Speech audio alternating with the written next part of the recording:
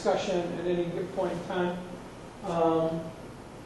But we've got a couple of things that we wanted to go over, and we've got an agenda that's up here on the screen, and we'll plot that up. Need some more handouts and such.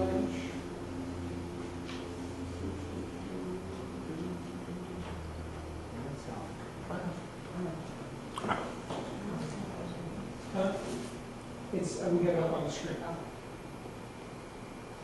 That's why we can't see it. There you go.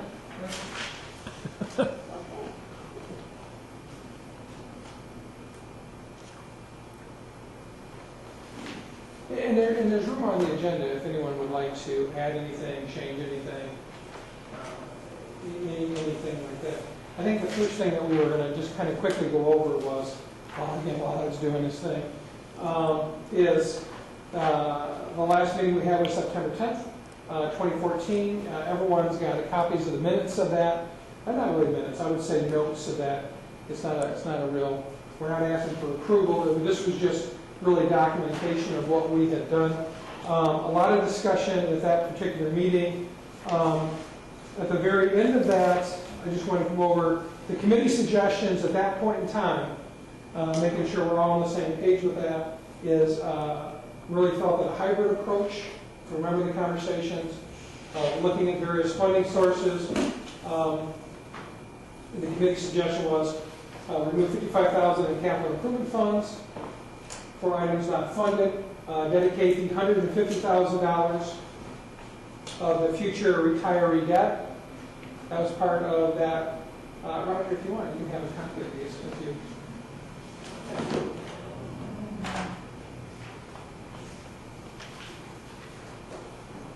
Page 3, right?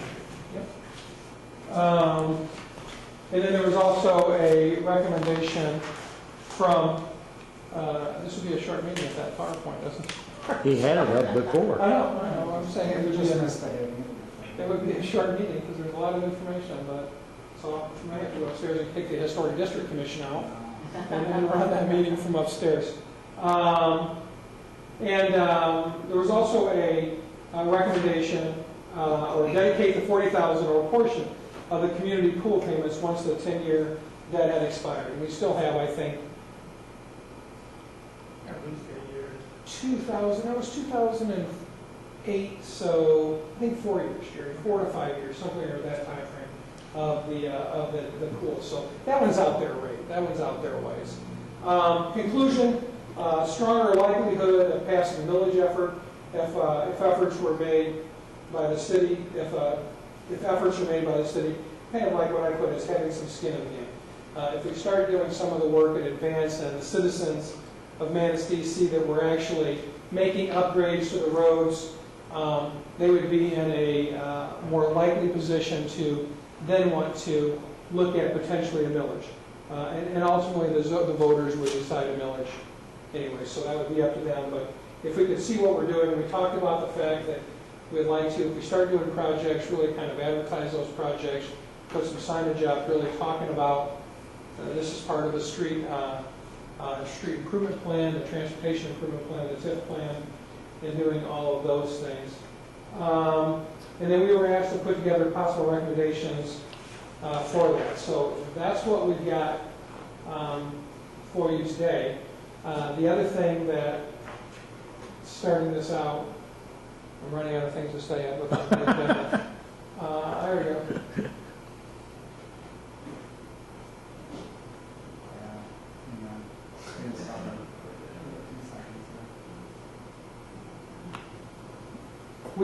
There was a request for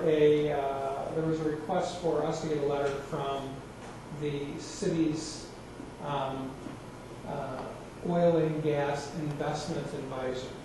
We talked about Bartlett and Associate. So those folks have drafted us a letter, which you have a copy of, or you saw a copy electronically. That letter was then taken to the Oil and Gas Board and discussed. A resolution was passed, which we wanted to. You have a copy of that also, so you've got that documentation as well as the minutes of that.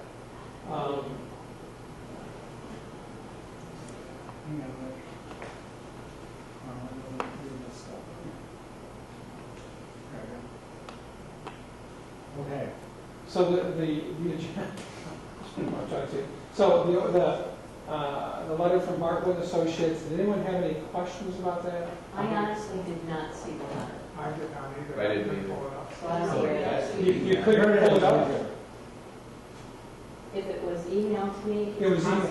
possible I overlooked it, but I generally open all my attachments. Yeah, there was attachment. It wasn't real, I mean, How about I make copies real quick? yeah, depends on how many emails you get, and it may not have been real Oh, no, obvious no, for the so we attachment, take notes. but it was there. Okay. Maybe. Kelly, you got a copy of it, you're good. Actually, I have a copy. PDF documents A that couple, had. a few others of us didn't see it Yeah. for some reason. I didn't see it first. I knew there was an attachment, but I didn't see it at first where it was at on the email, and I actually came across it. That's the content of the letter up on the screen there, just about the letterhead, if you guys want to read through it. Yeah. Which one make you copy? But basically, what I got out of the letter is that their recommendation is not to do anything different from what we're currently doing if we want to maintain long-term the principle or whatever term you want to use. that we The currently purchasing have. power. Yeah, Yeah. that's correct. If we did any more than that, the likelihood is that would slowly decrease or become smaller and wouldn't grow, wouldn't even grow. I'd have to invest in it, wouldn't grow, although it was directly.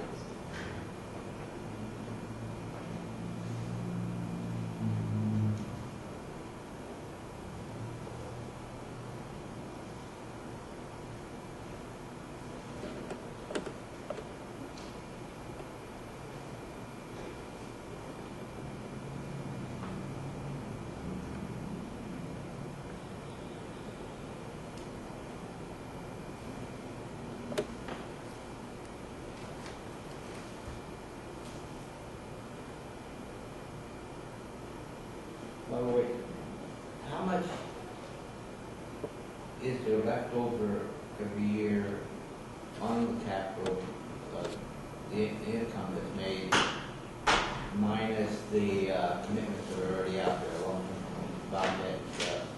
I've got that information I can pull up if you'd like, whenever it's convenient, it's in the budget. Like 50,000. It's on that spreadsheet that you got. Let me, this way dry here, I want something.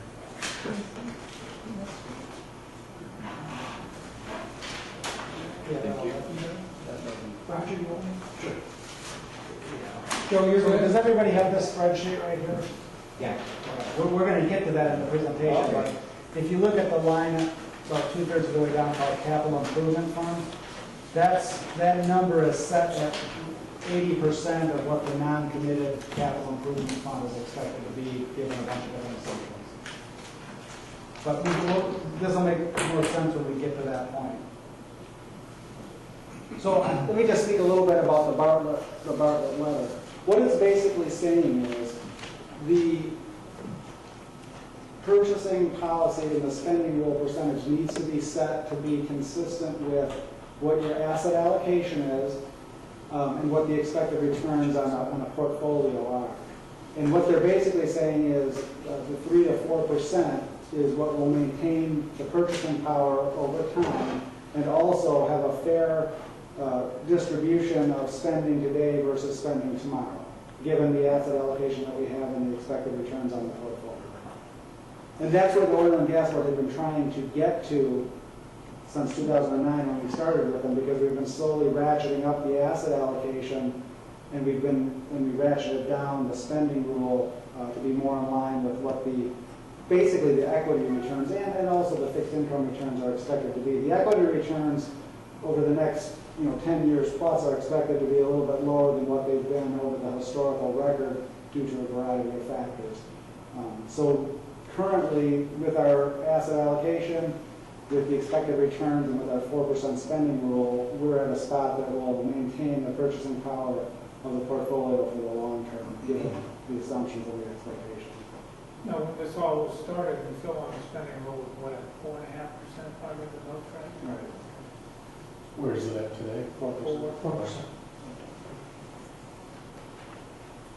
And the timing of that did not significantly impact the amount of spendable money that the city would have because of the fact that the portfolio had real excellent performance because of the market having excellent performance. So it was fairly transparent when that shift was made, which is a good thing for the city taxpayers because it doesn't impact that spendable amount.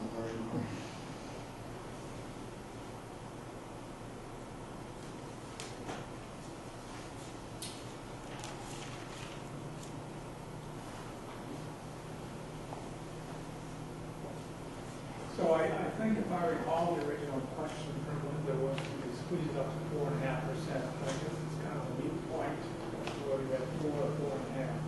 But really not that much. What's the difference? What available revenue would be there for streets for that additional 0.5%? Rough numbers. Probably about 25,000.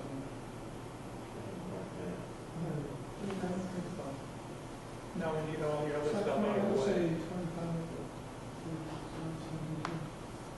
Actually, squeeze off the total would go up, but by the time you get all the other commitments on. It'd be about roughly $38,000.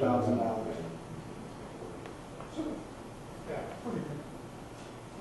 So it's something, but just in the back pocket right now.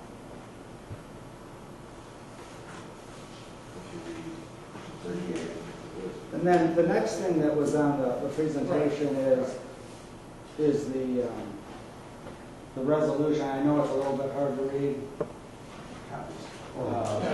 Or impossible. Yeah, it's hard to fit that on a PowerPoint. That was a resolution that the Oil and Gas Board passed at the last meeting.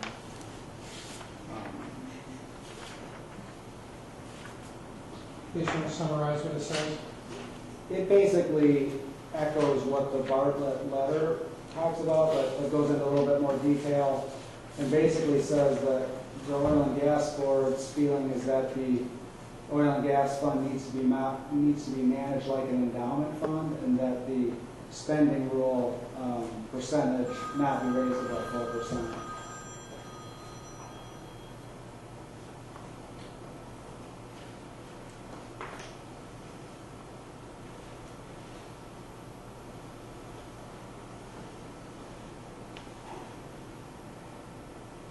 Well, if it equates to approximately $38,000 or $40,000, then the challenge is to find that in our budget someplace, and that's what the council will have to wrestle with, as well as trying to find other funds to put on the streets.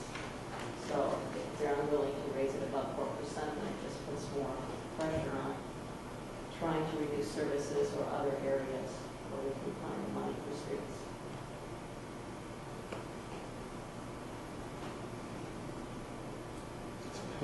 But it all boils down to right there in a nutshell. Simplified version.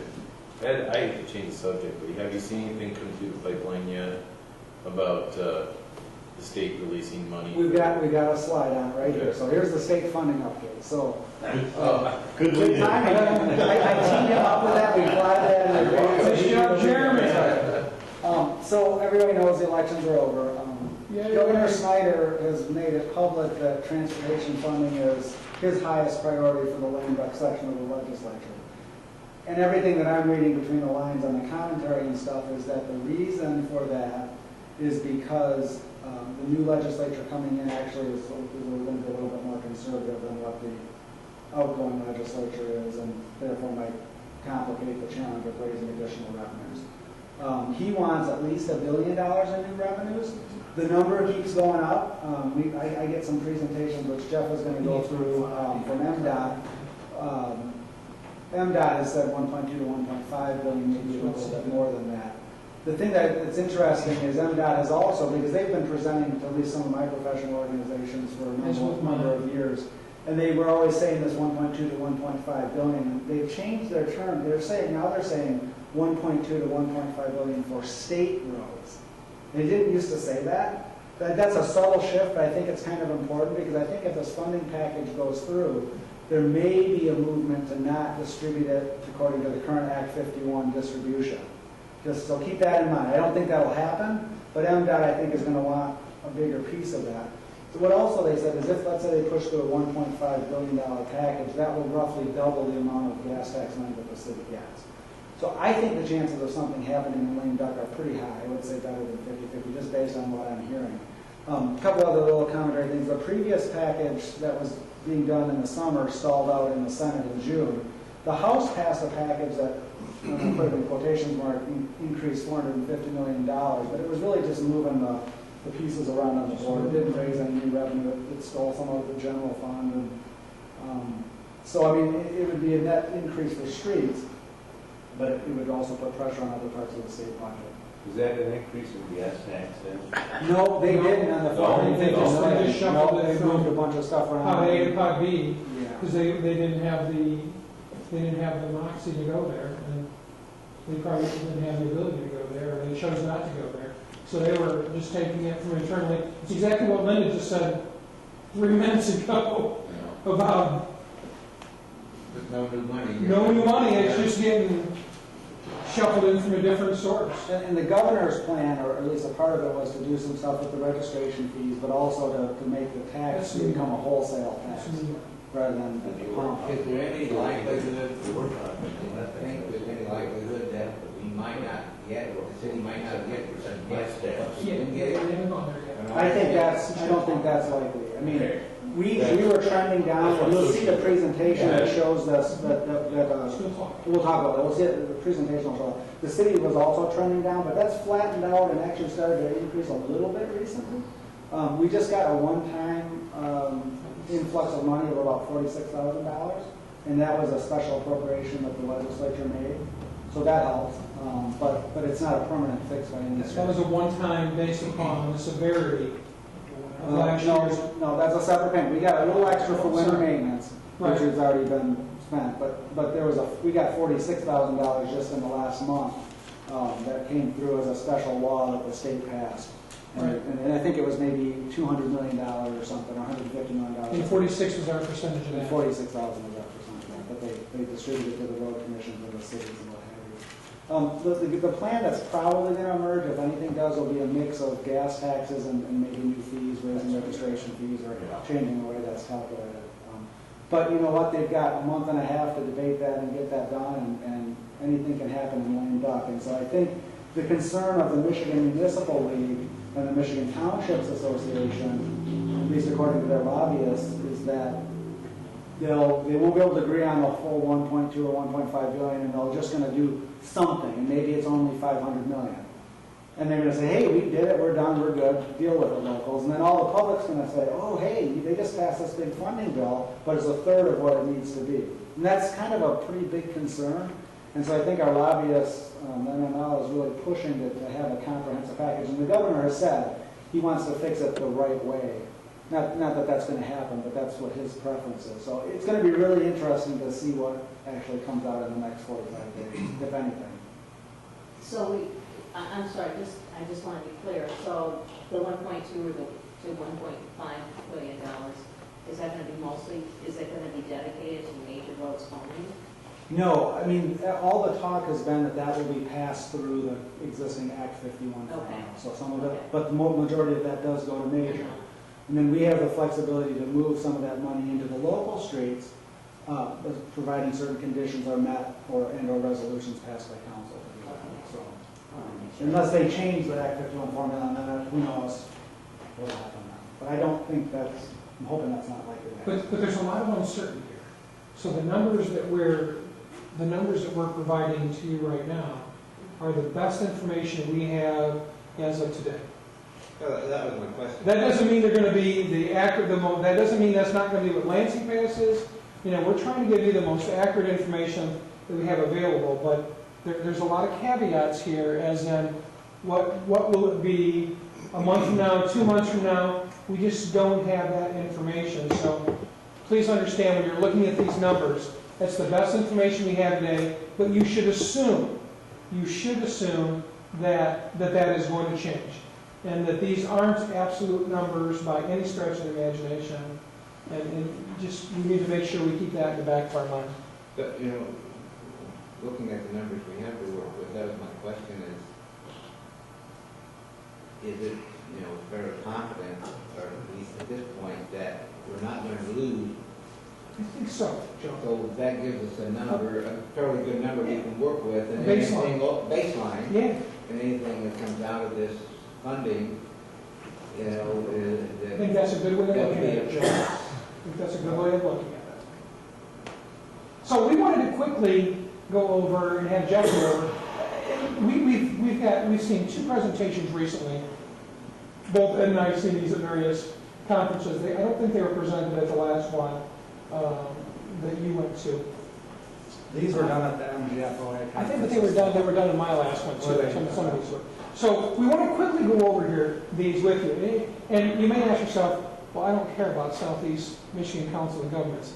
The point of doing these two presentations, and they'll go quickly, is it really is important to see how the rest of the state really is mimicking Manistee problems, or vice versa.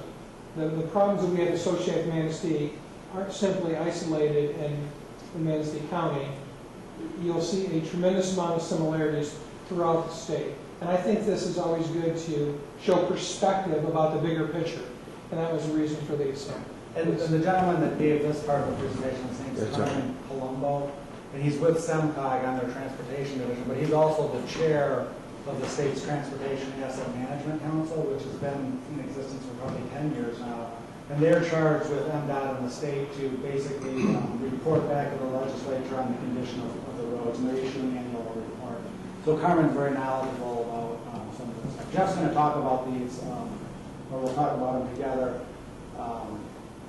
But we did not prepare this presentation, obviously. Yeah, when Ed sent these to me and I started going through them, it was strikingly apparent that this presentation looks almost identical to the one that we've been doing to City Council and to this group for the last several years. So you can see here how the good roads on the left-hand side, the green, are trending downward. The fair roads are trending downward, and the poor roads are starting to trend upward. That's a similar profile to what we've got here, except for the major construction that we've completed. The pavement condition on the local roads, same thing. They had an increase in some of the good in 2012. They replaced some of the fair that went down, but the poor roads kept getting poor. And these non-federal aid roads, they don't have nearly as good a data set as they do with the federal aid roads, because the locals aren't required to report this, but some do. The city of Manistee does.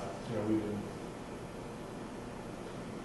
So again, the deterioration curve that you've heard us talk about time after time after time.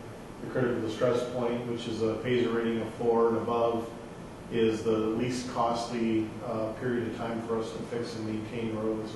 Once they get past the 4, then they get much more expensive.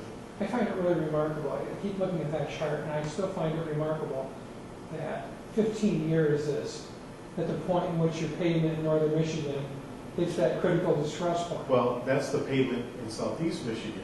So northern Michigan probably even It's less. worse for us because Yeah. we have more severe freeze-thaw segments. But so it always amazes me that we had roads on the north side that it appeared that were much older than that. I mean, all throughout town. But we had roads on the north side that were much older than that, that appeared to have held up better than that critical stress point. And a lot of that's because if there's sand that drain. Even if Yeah, I just found it interesting that we had some roads, but 15 years is nothing in a time frame when these roads are so expensive.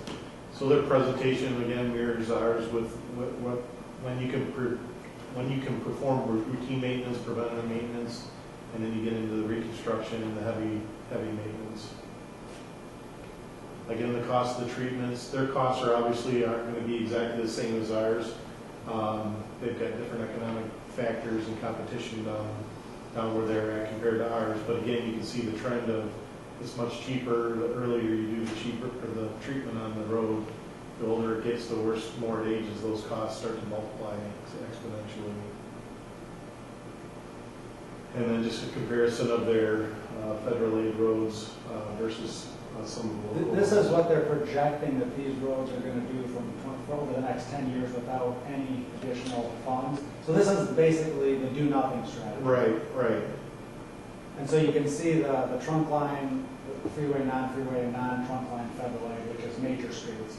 They all go down. So as we're looking at these next couple slides, keep in mind what we've been talking about on the city's local streets, and I'll try to equate that. So this would be very similar to our do-nothing strategy, or no additional money.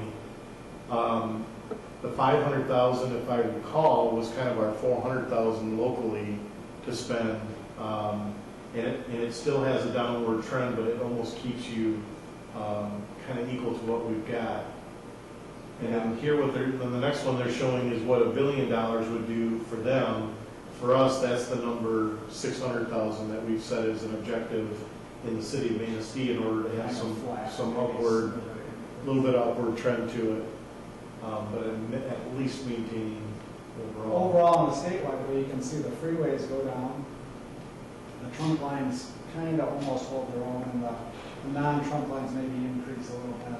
And that's at $1 billion, and everybody is saying, that's a minimum that we need, and it might be closer to 2, depending on what you want. Here's 1.5, that starts to bend the curve up, kind of more.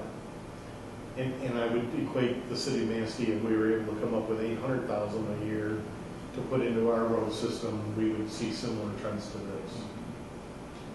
So it's just really interesting from a statewide perspective and how it equates to us on a much smaller scale, much smaller numbers, but the dollars are real and the condition of the infrastructure is pretty consistent.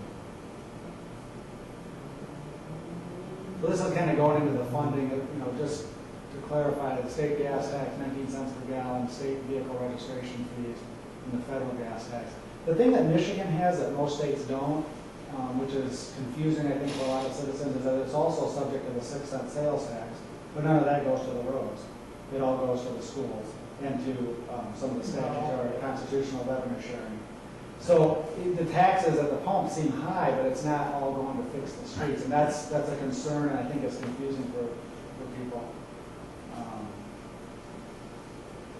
The rate of the tax hasn't been increased since '97, and but regardless of the price per gallon, it's still 19 cents per gallon sold.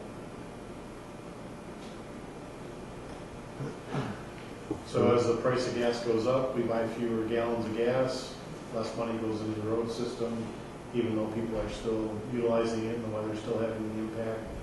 The asphalt is still aging, cars are getting more fuel efficient, so again, that adds to the fewer gallons being sold. This has been trending on for quite some time. You can see the gas tank consumption. So go out and get an expedition and trade in your Prius. So it's down That's what 10% you just said. over that period, That's basically. what people have been doing. That's why they're trying to- Get rid of your Prius and go get it. Well, I don't know. The new trucks and all that, I've been fantastic.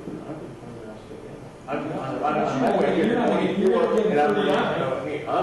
You're not getting 39 like. Oh, no, not like. We can live with your 20 then. Yeah. So somebody asked a question about what, 4 years ago.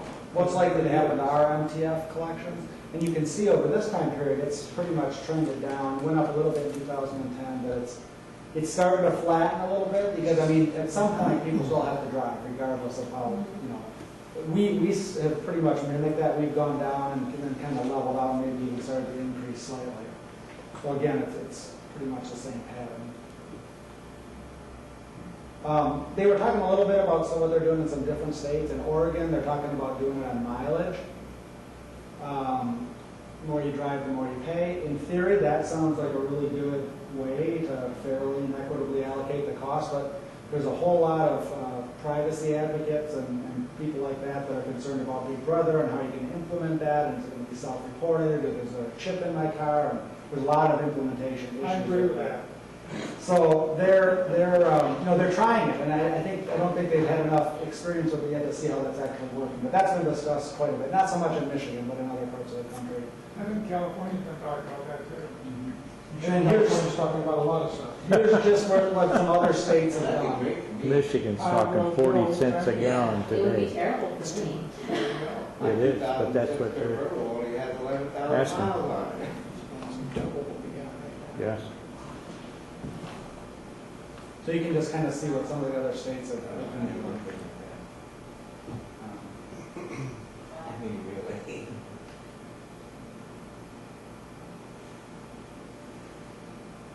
Now, Pennsylvania is a similar state to us, and it's like they're doing a lot, 2.3 billion. Are we still a donor state in regards to state funding? What has Michigan done? Nothing. So that's one of the presentations, and then here's another one. It's going to take a minute to get out here.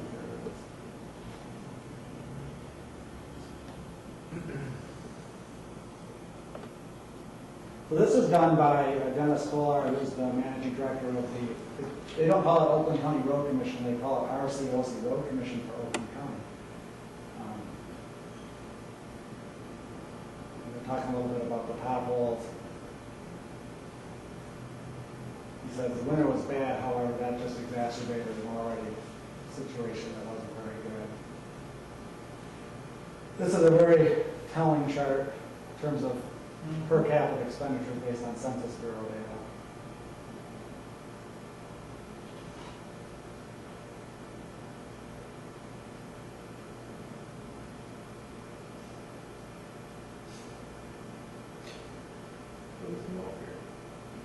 Roads and welfare.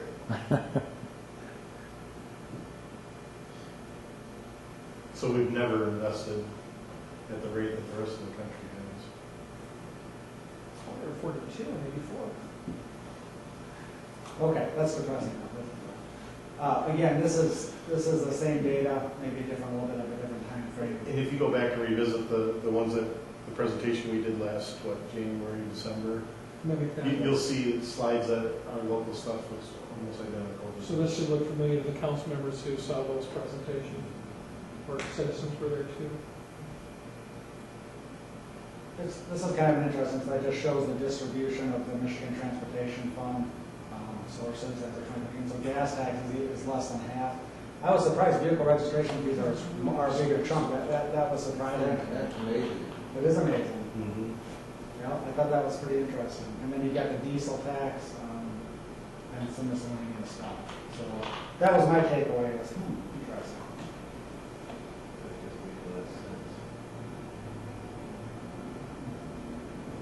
State fuel tax rates. Trying to see what this talks about. So Michigan gas tax is a 19 cents and it's a tie for 30th. Diesel is 15 cents a gallon. That's a tie for 42nd.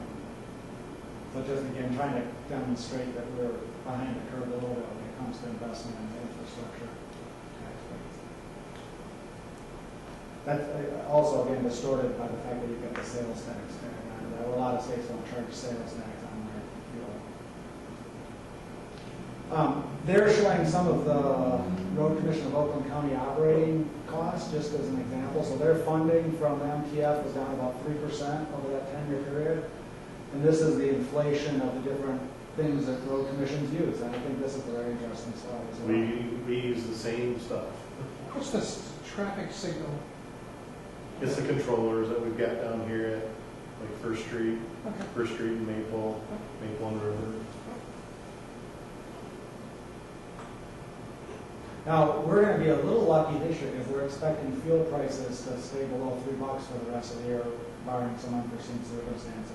Well, so that's our salt went up. Our salt went up. Salt went up. So, no, but it's Our salt didn't go up as high as most. We were in better shape with the salt because we had some existing contracts for that 50% increase, really. Well, we benefit because the ships bring it right to Manistee, and so the trucking costs are very low, and that's what helps stabilize it for us. And we participate with them on bulk purchasing too. So this is what the Road Commission of Oakland County has had to do to deal with that. They have 35% less employees, 180 on field. 60 of those positions are for snow plow, so that means that the roads really aren't getting plowed as quickly as they might otherwise. They have a deficit of $25 million for their equipment fund. And road services have been reduced.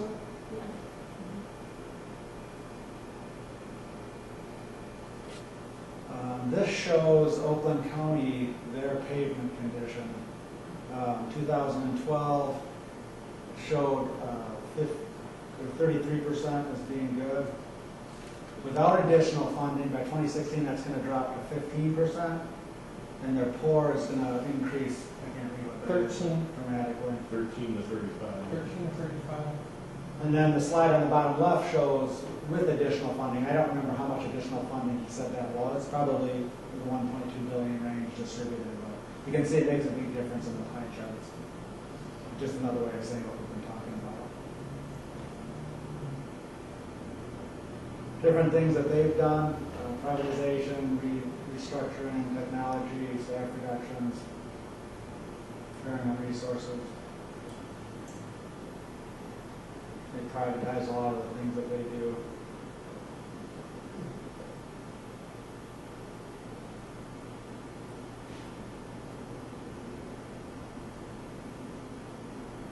For instance, in the city, we don't do any asphalt resurfacing. That's all been privatized out. A lot of road commissions have engineers on staff. We subcontract that out. So they just do more things, and they have a lot more roads to take care of. You was talking about potential funding sources. Again, this is stuff the legislature is going to be discussing. Gas, diesel tax, millage, sales tax, registration fees, driver's license fees. I don't know what a development impact fee is. Probably when a new subdivision goes in, they probably charge them a fee. They do. Special assessments. It's like a system development charge. System development, exactly.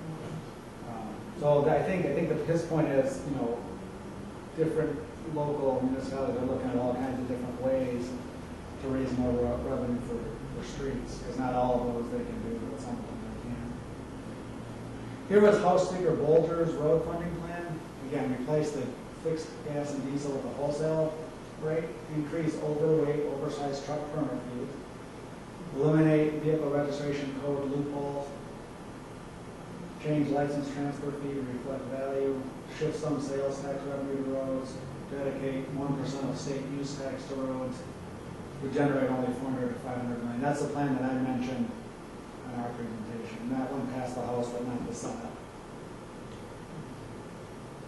There's this Michigan Local Roads Matter Coalition. I think that is, I don't really know, is that an offshoot of the MML or is it something different? It's not an offshoot of the MML.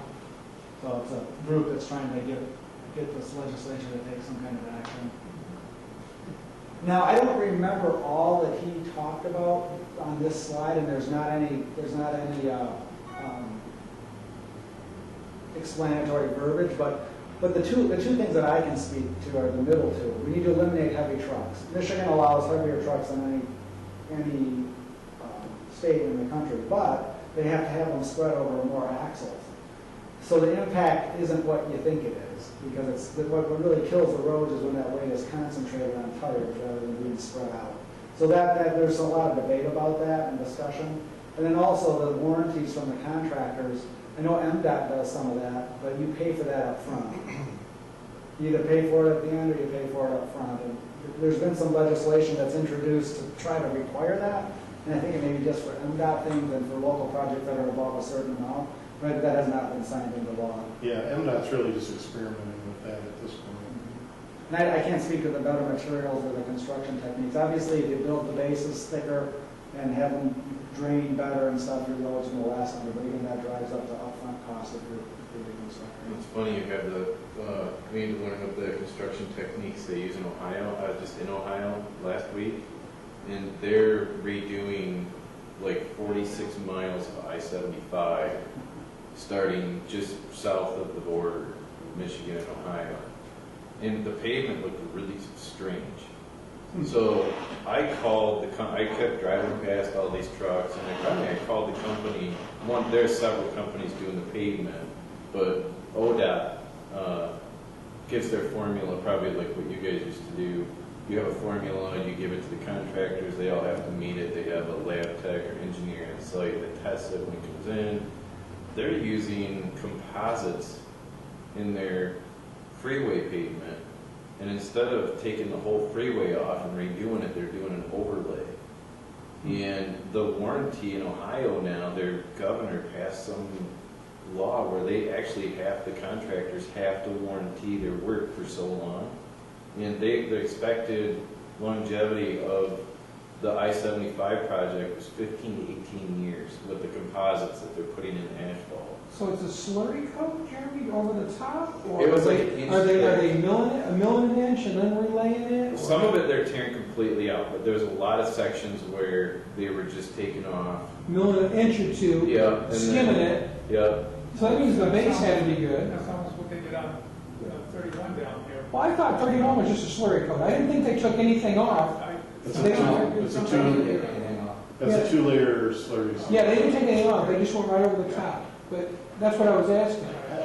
I've had experience That was the base. designing and building roads in different states, and even if you travel across the country, you see that roads are different, and it's based on the raw materials that are available to you. So if you travel out west, you'll see the roads are a different color than the black because they've got different types of aggregates that they're using. When we would do roads in Indiana doesn't have a lot of rock. So instead of using gravel as their base, they just laid 6 to 8 inches of asphalt without gravel, as opposed to we put down 8 inches of gravel and then 3 to 4 inches of asphalt. But they cost about the same when you compare those out. So a lot of it just has to do with regional materials that are available. And you're right, when we say we want to put down a pavement, so if we want to pave with a 13A, what happens is every one of the asphalt producers has different sands that they get from different suppliers, they get different stone from different locations. So they actually send out samples of their materials, and then the level of quality of oil that we use or that we specify, and then they get a recipe back that says when you're using these materials and you want to achieve this outcome, here's how you need to batch that up. Now, in Manistee and what's on most of these local streets, the base material is whatever was available at the time. If the railroad was removing a section of rail line and there was stone available from ballast, we've got a lot of stones that have ballast on them. If the local industries were producing cinders or slag and that was available, there's a lot of cinder and slag that are at the bases of those streets. And it changes block by block. And so when you hear us talking about we're projecting that this is what the cost is, and we believe this is what the treatment is, until we actually do a core and we look at what's underneath the pavement surface, then we can actually know what the proper treatment is. To do that citywide, we actually got a price just to see what it would cost, and it was almost $100,000. So Just to core the street. just for all the streets and to get a profile of what those bases are. So many feet, So- so many blocks. So when you see the information that we've got coming up here, a lot of that is just based on myself and the engineers going out, looking at visual observations and our experience on what we think the base, consists of or how it's holding up. There's a lot of the streets are bad enough where you could send 2 guys out and they could dig down a foot and tell you what's there in about 2 minutes. Through the asphalt? Yes. Instead of paying the $1,000 per quarter. There's a lot of streets you can just go, you can pick up a chunk of asphalt and dig down and see what's there. So that was just to provide a little bit more base information to the committee. So again, Carmen Palumbo is the chair of the TAMC and is the traffic person for SUMCOG. And again, he's been all over. Yeah, all over, just trying to. Every Educate. management class session that I've ever been in, he's had some part of that in the training.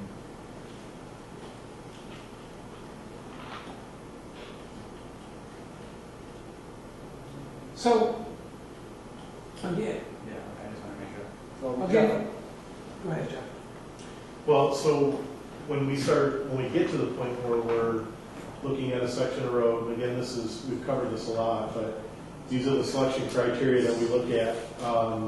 The detailed engineering is really what those base requirements are. Do we have drainage issues? How much traffic is driving on it and the character of the traffic? Do we have a lot of trucks versus local vehicles? Like we've explained in the past, we try to project out future water and sewer work, and we're trying to integrate the flow of road work and money into the flow of possible water and sewer revenue or expenses for capital projects, so that we can kind of match one to the other. We're constantly looking for grant funding availability and opportunities that are out there.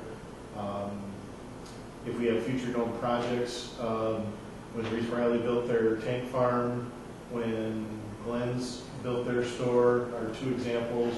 When new business, Amtech, moved into the industrial park, we were able to leverage dollars out of each of those projects to help improve the roads that led up to them. And similar to what's proposed across the river here for the North Channel Outlet Building.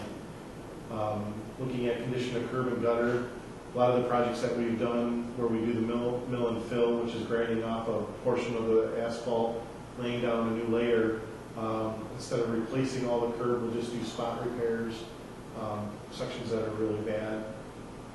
Looking at economic impacts, one of the more complex things is trying to disperse these across the city so that all the taxpayers are feeling some of the benefits of these projects.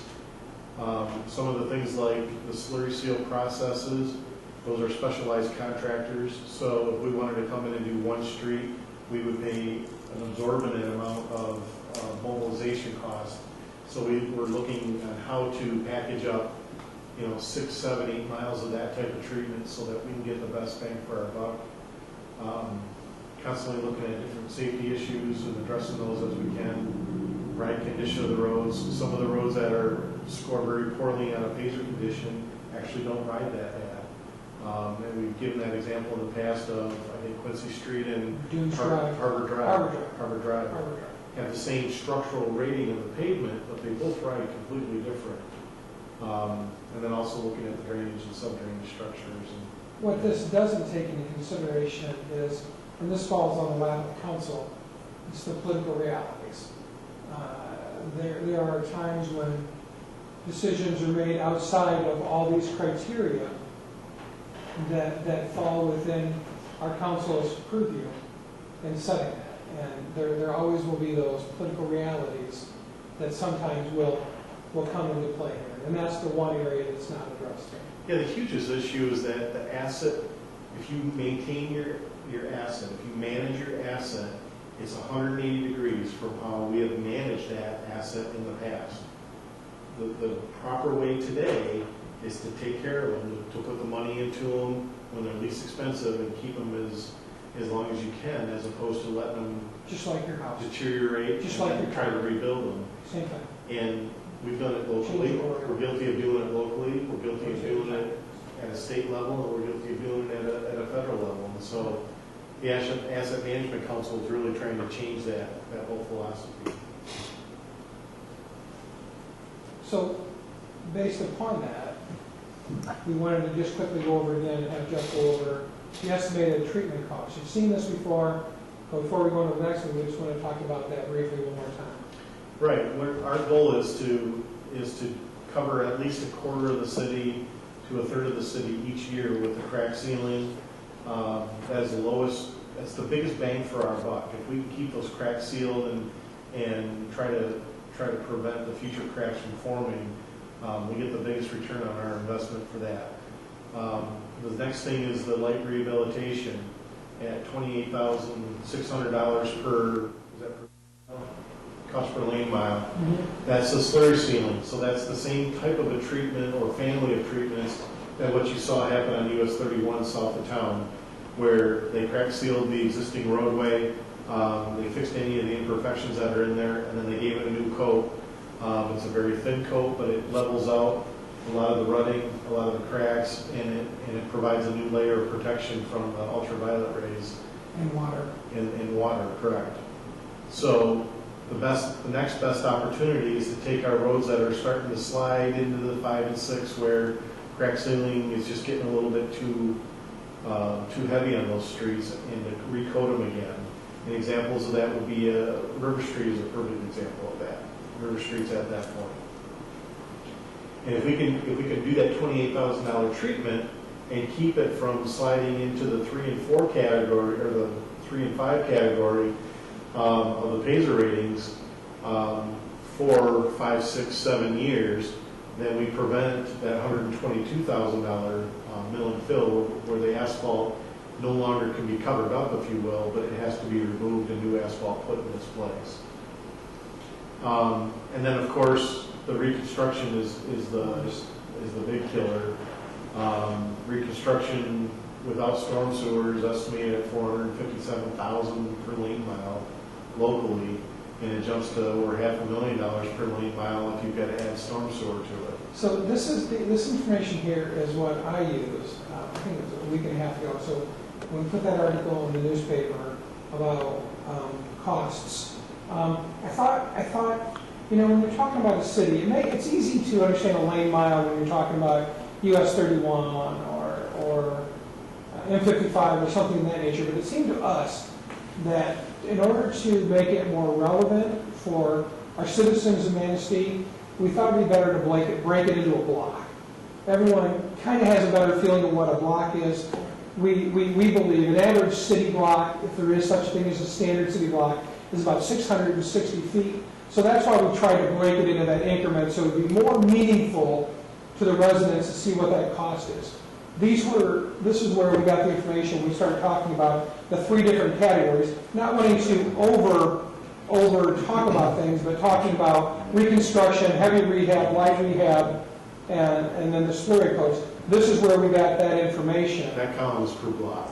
But that column per block, that is considering the 2 lanes. 2 lanes, Right. right? Not 8 lanes. Right. Yeah, it's a little blurry, but it says assumed estimated cost per 660-foot block, assume 26. Okay. Is that what it says, 26 feet? I believe that's what you had in your article. It is. So Yeah. that's where that information came from, was that. And again, we were just trying to bring it down to the intent of that article was to provide some real numbers, and then we took it a step further and talked about some specific streets, specific blocks that we thought folks would know, you know, the general public, and if they didn't know it, they could go out and drive that and go out and look at it, and that would help give some perspective as to the overall cost. That really was what the whole intent of that article was about.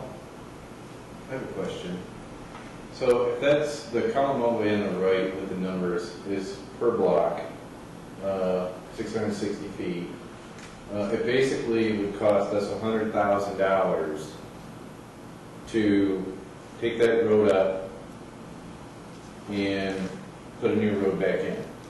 And then the $37,280 is engineering and oversight. Because it's 10% construction contingency and 15% engineering. That's adding 25% onto, that's the way I look at it, correct? No. The 114,000 would include 10%. If that asterisk is on that column. It includes 10% contingency. So there's a cost estimate in there. Added to that is 10% for contingency, and then 15% for engineering costs. So those are already included in there. Well, that's what I'm saying. So if you take the top one, take $100,000, and that's 15 and 10 is 25. So that project is basically a break even at 100 grand. It's 37,000. There's 103,000 of construction, and then the 25% gets you to the Yeah, so 35,000 per block in engineering and. Contingencies. Which is just, contingency is just for the fluctuations in the estimate. Yeah. I mean, the estimate could be up to 10% higher is what they're saying. And that's what you allow as a municipalities, plus or minus 10%. Well, When we're only estimating. it's not what we allow, but council has been very clear that they want to see contingencies built into these estimates so that we can avoid as many of the unpleasant surprises as there might be there. So we just, 10% seems like a reasonable number when we're doing That's this. just pretty typical of any major capital work, or when we down the plant, we always at least 10% on our estimates. And the nice thing about this is if it doesn't materialize when you're bidding it, you just do more blocks. And let's make sure we're clear with this too. We're talking about an average block. There's no such thing as an average block. There's no such thing as an average project. So you may only have to replace 80% of the curb in this one, and you may, 20% may be good, 80% may be bad. This one may be 720 feet block compared to the average 666-foot block. One may be a little bit wider, one may be a little bit narrower. There are so many variables on the streets in Manistee. It is. The important thing to see is that if we can get 2 years out of a block for $800, that's the best way to spend our money. if we do a slurry coat, and that gives us another, say, 5 years, you divide that out, that's $2,500 per year of life that we paid for that versus the $800 a year of life that we got by crack sealing it. So, and then you prolong the life of that before you've got to spend $30,000 a year to do a heavy rehab. Because the heavy rehab and the light rehab gives you about the same amount of life. It doesn't give you a lot more life. It just costs more to do it. And that's required because of the condition of the road at that time. Right. Yes. It's not like So- you can go and do a crack sealing on every street in town and figure you're gonna solve the problem. Right. Crack sealing on some of those is a waste of money. Right. They're too far gone for it to be a benefit. For same way like rehab. Absolutely. Say, Right, you know, gotcha. the road can be so far gone, it's like rehab, it's so much money. We expect to get 14 years of meaningful life out of a brand new roadway. So if we pay $137,000 for that, we're paying $10,000 per year of life for that segment of road. So if we can, versus that $10,000 per year, if we can spend $800 per year or the $2,000 for a slurry seal, those are much better expenditures and we can impact the road network overall. That's the whole concept of the asset management. And again, I just want to emphasize, these are estimates. There's no such thing as an exact dollar amount for these roads. We're giving you the best information we have available at the time, but it changes based upon the individual conditions of any individual block. But we think it's important to put some benchmarks and parameters so everyone can see the impact, and that's what we're trying to do. Any other questions on this? Okay, so let's just talk, kind of distilling down what the committee's been working on for the last couple of months. The original transportation improvement plan that kind of came out of the budgeting process included $600,000 of annual funding. That would be $200,000 for major streets, which was the $145 for the expired bond and the $55 from the gas tax monies we get, and $400,000 for local streets, which would have been almost entirely the headway override. The ad hoc committee suggested looking at an incremental, an incremental approach. Just because they didn't think that the millage would have been acceptable to the citizens. And so staff went back and looked at what a smaller transportation improvement plan might look like. We thought that was the direction that the committee provided to us in the last couple of meetings to send us back. You know, I have to agree, just talking here a minute ago was, you know, you look at the operating millage for the high school in town here, you know, there was like 180,000, only 18,000 or 1,800 that voted against it, only 3,500 or something like that that voted for it. So almost a third voted no. Yeah, And that's needed out there. yeah, And voted folks no Necoma. yeah, So yeah. chances are if we Yeah. put out there for 2.5 mils. That's a lot. Right? 2.5 mils is a lot. I think on Necoma, we had 2.5 and 0.3 was They there. both got crushed. I mean, one really got beat. Yeah. So, based One upon, way that the revised tip might look is that for major streets, there really would be no change because all that funding was going to be generated internally.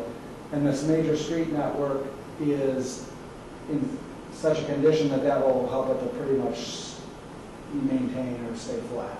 Local streets, that would have to be scaled back. So no millage, maybe later, depending on what's decided. And the suggestion that staff came up with is one approach, maybe to use 80% of the uncommitted capital improvement fund. And if there were to be a millage, that time would be determined.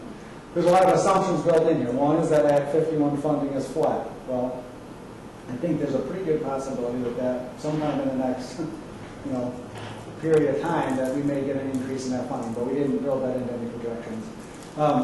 This assumes the spending rule allocations are flat and maintained at that 4%. It also assumes that the base that spending rule is being multiplied against is flat, which hasn't been the case, but there's potential that could be. It excludes any contributions through projects from water and sewer. Those will have a positive impact those we move forward. It excludes any grants that we might receive. And it also, those numbers are excluding the costs that we're going to be paying for crack seals and sidewalks. So that's just money that will be going into the roads. That looks like this. Jeff, you want to talk about that? And show me over that more.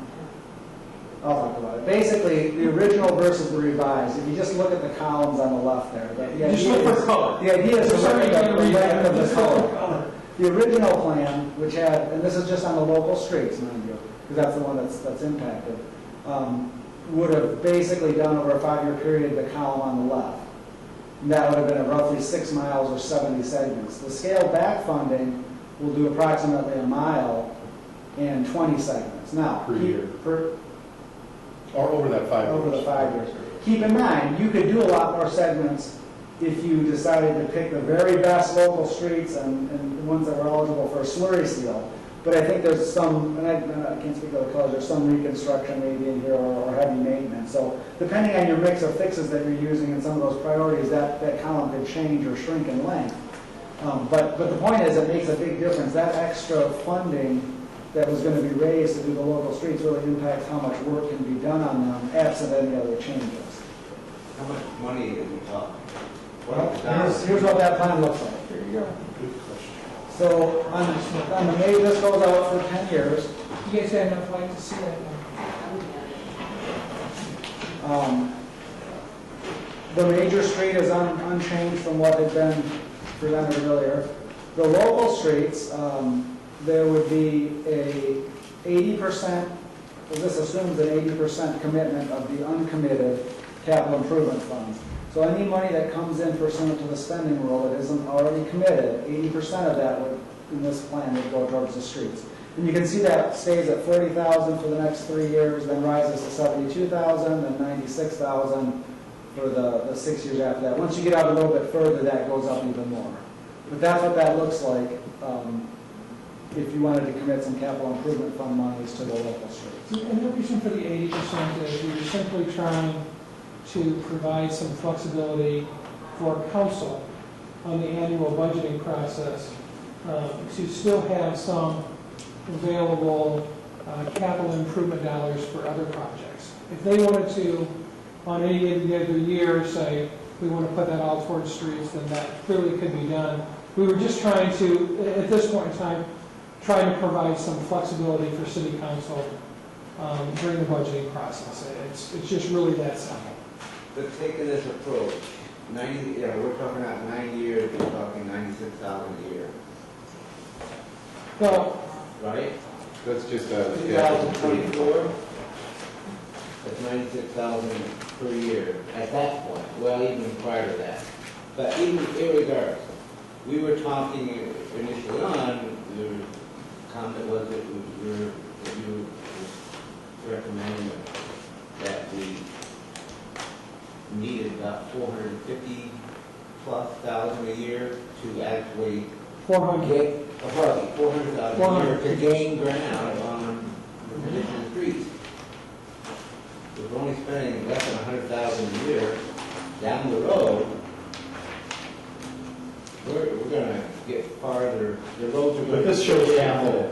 This shows, you have to add the 200,000 up to the 96. He's only talking about local streets. We're talking about local. Joe's talking about local. You're right. No, We're not I gonna gain anything, it's gonna go the opposite direction, we're not gonna gain on it. Anything less than 400,000 will slip us backwards.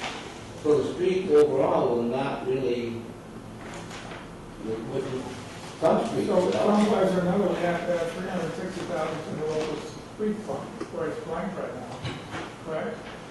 Well, the local street fund, that line represents monies out of the Act 51 gas tax monies that we get into the local street fund that are available for road reconstruction and maintenance. All of the monies in the local street fund and then some go towards routine maintenance, plowing, sweeping, crack sealing. Right, That so sort of what I'm thing. saying is that is zero right now. Correct. Unless the state increases the gas tax. But somehow that has to come up to $360,000 to add 40 makes 400,000. You'll all recall at the last meeting, there was a desire to say, hey, we can't come up with the 600. Right. There was a desire of the committee saying, hey, let's drop it down. If we can do 200,000, let's try 200,000. If we can do 250, let's look at 250. But you're absolutely correct. Anything less than 400,000 in the local streets does not maintain the current level of Where they are today. current condition of the streets. It will continue to inch downward rather than trying to level off and improve the streets. You're absolutely correct. But you gotta start somewhere. And that's what the discussion had been, is we have to start somewhere. As I recall with the city of Oakland's presentation, one of their main things they talked about was, that everybody had to cut areas of their budget within the city, across the board. That was the Oakland County Road Commission. Road Commission. Right. So the difference there is that's all they do is roads. Yeah. So they've been cutting internally and doing less on the roads, as opposed to a city which has multiple funds. Yeah. Understand your point, but Yeah. there's a distinction there. I'd be like basically saying, Jeff, you've got to find money out of your operating budget for DPW if you wanted to draw an exact parallel and put it towards the streets. So do less plowing, do more construction. Well, and this year, I found 4 examples of where we privatize that we can do it cheaper in-house. And bring it back in. We just don't have enough time to do those, because we don't have the staff to do that. So did you private, or did you pull them back or no? We pulled back a bunch of it everywhere I can. I mean, some of them. And what we're doing is taking those savings and stretching it further. So sidewalks are an example. I think that if I can find the staff time to do it, I think I can double the amount of sidewalks we do in a year by bringing it in-house. Well, so right now sidewalks are done in-house, aren't they? We're not- You're not talking snow removal, you're talking repair We're and doing replace. construction as an example. This is the first year we're doing it in-house. Well, last Did you year you just started, start? last year you started pulling them up, at least doing the demo part. Right. Well, we've always done the demo part. Have you? We've always done the demo part, but then we contracted out. The part. Yeah, I think the other thing is we're looking at a kind of a cool thing, cool side note, is we had a demonstration, and when you walk out of the building today, when you're walking to your car, look at right where the steps are going down to the lower unit, right there in that top pad. And what it is it's a process where they're using a proprietary saw blade to shave off. Let's say you got a 1/2-inch hump, or you got a 2-inch hump, or something of that nature. They're actually beveling it down. Go look at that when you walk out. You'll see it. You can't miss it. They did a demonstration right here at City Hall. So as long as you maintain 2 inches, Jeff, 50% of the. as long as you maintain 50% of that, then you can do that. And we can bevel a sidewalk for approximately, again, approximate numbers, 25% of replacing the slab. So if the slab is, for round numbers, $400, we can bevel it for $100 and get rid of that slips, trips, and fall, which then allow us to do much more of those processes. So as an example, Sidewalk has to be non- That was just, I don't know what the number is, I'm just using it. so as an example, we've got $5,000 in this current budget. Yeah. We're gonna do a pilot project for that. On the And north side. in theory, we will get $20,000 of benefit out of that $5,000 from the way that we used to fix those particular. That's the goal. If you can find sidewalks that are good enough to do that. We have, I think they're all over yeah, here. yeah. Yeah, I agree. It's Well, just- we went- there's we took lines it- that are- We took the north side as an example. It's like this. There's probably 20 segments on the north side where the roots have jumped them up so bad that we have to Yeah, take out 2 to 4 slabs each and replace those. But we think that, 80% of the problems on the north side can be resolved through that method. you're taking the tree out that caused the problem too, right? Some will shave down the roots, but not necessarily the tree.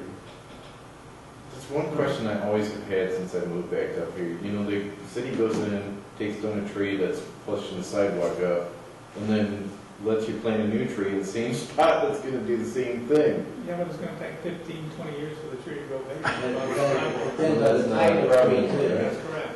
because Tree some City, height USA. trees roots grow down deep instead of growing lateral. So this was, respectfully to the committee, this was our attempt to bring back to you potential for moving it forward, moving potential revenue, where the revenue is coming from. I think one of the questions that I have is, when is it a good time to ask for a millage? Maybe it's not 2 mills, maybe it's not 2 mills, or heavily override, well, I'm just gonna call it millage. That's what I was gonna ask. When is the We right have to ask time? for, have we overrided the 2 1/4, can we ask for a 1 mil? I think we can ask for, I don't think we have to ask for a full. You could ask for a 0.5, you could ask for a 1, you could ask for a lot of things. But when is the right time? I guess that's even a better question than that. What's the right amount to ask for, and what's the right time? Because if you recall the conversation was, hey, the community wants to see you doing something before you start coming out with your hand out and asking for cash. That was what we talked about. So one of the concepts that we have is, let's do something for 2 to 3 years. Let's really work on it, let's market it, let's sign it, let's do those things. And then maybe it makes sense to ask the community. But the question is, when is the right time? What's the right amount? When's the right time to ask that If the question? state gets their act We know which together, one it's out. what, 180, 190, if the property values keep going up. if the state comes through with a funding package that allows us to increase the numbers, and we can show more work being done, and then if you were to layer even a smaller millage, if that was what the community wanted to do, say a mill, you could really start to make meaningful differences in the street network. And it would be, you know, you don't want to put all the eggs on the state doing anything, but I think the state is going to do something. There's unanimity across the state that the roads are in bad shape. I think. Well, I don't think they can put it off. I mean, they've drug their feet long enough, and it's caused a lot of controversy. Oh, it's all over. I think they've got to do something, and I think it's a matter of what they do is really the question. But, you know, I don't, you know, the statement that people want to see something done, there's been a lot done, even though other funds were used to do it. Been a ton. So it's not like this 20%. there hasn't been any work done on the streets. Been a lot done. You know, I just think the point with the millage is that it's not so much that they want to see something done first, is that, first off, that, you know, when you talk about 3 mils or 2 point, Just too much. it's too much. People, too much. you know, in their mind, they can't afford it. Okay. Okay, but they still like to see something done with the streets, but they just can't afford to. So what if we come up, Joe, taking that thought, which is right where you've been the whole time, that concept, you haven't deviated. What about taking that concept and creating the overall transportation improvement plan, the TIP, working through this, which ultimately, it's, from my perspective, it's a recommendation from the Ad Hoc Street Committee, that recommendation ultimately is forwarded on to City Council. City Council discusses it, obtains feedback from the citizenry, going down that road that hopefully ultimately then results in something being incorporated into the 2015-2016 fiscal year budget, which starts July 1. So following all those things in line, then hopefully we're actually seeing asphalt, black pavement going down in July of 2015. Perfect. Well, That's the goal as I see it. Here's the problem I see with this scenario that you had up here. With So, that middle, yeah, right there. you're never going to be able to do any major reconstruction. You just nailed the head. In fact, You even just nailed it. not going to allow you to do much if the light reconstruction, because it's cost. Unless you don't do anything for a number of years and pool the money. Especially on the local streets. Right. And the local streets are the one where the most concern is being echoed. I think, Joe, you nailed it from the standpoint, if you got $40,000 or $96,000. You're not going to be able to do much more than putting Band-Aids on. Well, I don't think you're putting Band-Aids on. Well- You're just going to the streets you're going to the local streets which are in better shape, and you're addressing slurry coats and those practices. But the rebuilds, the complete reconstructions, Unless there's some sewer. They're off the table. Unless they happen to fall under sewer reconstruction or whatever. no grants available. no money's ever become available to do those streets. That's correct. And my take is, You have addressed that. there's not a lot of sources out there for extra money than what's coming in now, short of some kind of millage, maybe, more use of the capital money that's available, as it becomes available, dedicated to the local streets. And I think my perspective is what some people we're looking to see is more money somehow coming out of the current budget. In other words, give up, whether it's only 2%. I mean, what is the current budget? 6 million? Did I read that right? General fund just about that. Okay, so if you're talking 2%, if you found some way, and I'm not wanting to sit here and say, you should cut this, you should cut this. I just say, in general, city staff should look at their budget and see if they can trim, say, 2%. That's 120,000. You add that to the 40,000, roughly, and then if you went for a small millage and added that, you could reasonably, be pushing the 300,000 mark. Initially. Now, that's still not going to give you enough money to do any major reconstruction. Over time, when you get around there 4 or 5 years, when more capital money starts becoming available, freed up, that would be the time. But I don't see, if you don't, there's got to be some millage. I don't want to see millage increase, but I don't see any other way around it. Ed, correct me if I'm wrong, but when we were going through the budget cycle this year, Ed did a little kind of a primer of where we've been historically, and the tax revenues that we've been receiving have been on a steep decline. Cost of insurance and other fixed costs are going up faster than what those revenues. So it may sound fairly easy to find 2%, but it's been tough to balance those budgets year to year. Well, I understand that, but I'm just telling you what the perspective is. Sure. I think the perspective is that, got to find some money there. And you've all heard about the controversy about how much money is going to the landfill, how much money is going to the marina, to subsidize the operating expenses of those, not capital improvement that was done, paying off the sponsor. And they're saying, if there's money for those, why isn't there some money for streets? And there hasn't been anything. Because it was never budgeted. Oh, exactly. Yeah, It's never been budgeted, so if it's not in the budget, it makes it harder to put it in the budget because it's got to come from somewhere else. I'm looking at the budget right here, and there's in 2019-20, it's showing that you're down to 65% total committed for a capital improvement fund, which leaves roughly $120,000 available, correct? So would that be 120 plus 40? 80% of that number is what's on here. 96. So if council wanted to do 90% or 100%, they could. But what this plan said was, let's use 80%, give council a little bit of flexibility, because that's really the only way to fund any other needed capital improvements. But if council says we want to use 100%, that's council's decision. The other thing that might be useful is that 10 years from now, the bond for City Hall is going to get paid off, and that's come straight out of tax revenues. So there could be a plan that said, okay, let's take what the payment is for that bond and use a portion or all of that and put that towards streets. There's going to be a lot of competing priorities for that, clearly, once that bond comes off. But that's money that is already built into the general operating budget, and that's 10 years out.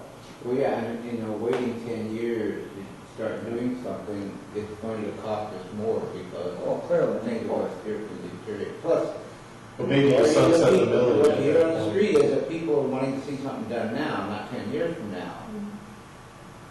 So, I just think there's got to be You're thinking there's got to be more money coming out of the general fund budget? some. You have to take, I think you have to take, and I'm not saying you haven't cut the budget and you really cut it, now, but if there's money for all of these other non-safety related issues, there should be able to find some money to put into the streets. Especially if you're going to go and ask for a millage for streets, no matter how small it is. I think my opinion is, got to be some income from potential millage, capital improvement fund, and the operating budget.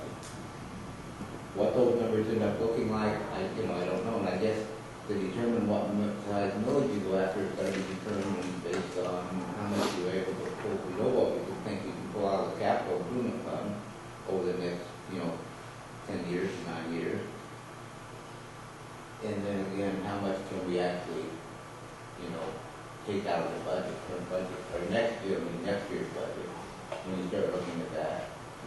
And some of that's going to be determined too about what property values do. Sure. Because that's a big factor of how much money you have coming in. Property values actually going up again. They're starting to turn, hopefully.